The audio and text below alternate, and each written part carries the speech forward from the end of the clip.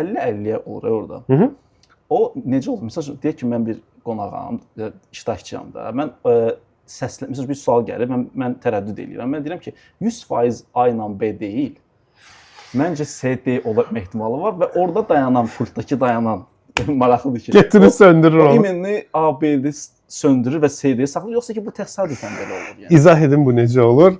Bu da doğrudan çox ciddi bir müzakirə mövzusudur. Əslində necədir?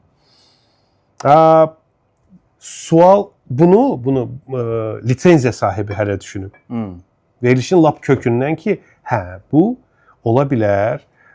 Orada oturan şərti bir redaktor, Mozambika lisenziya satmışıq. Mozambikdəki redaktor qapı qonşusu düşüb oyuna, xəbəri yoxdur ki, bu da orada seçən. Onu uduzdurmaq üçün nə desən edə və ya utdurmaq üçün nəsə edə bilər.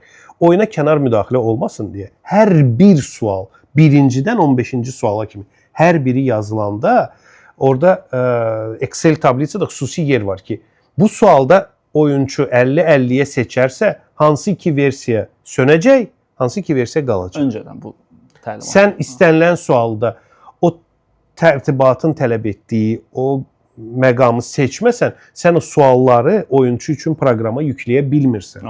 Okay. Bu da öz növbəsində səni, redaktorlarını hamını sığortalayır ki, sabahları kimsə iddia edərsə ki, Fatih giləşdi ki, mən AB dedim, ona görə CD-ni saxladılar. Bu halda bizim qanunvericilik qarşısında da bir məsuliyyətimiz yaranmasın.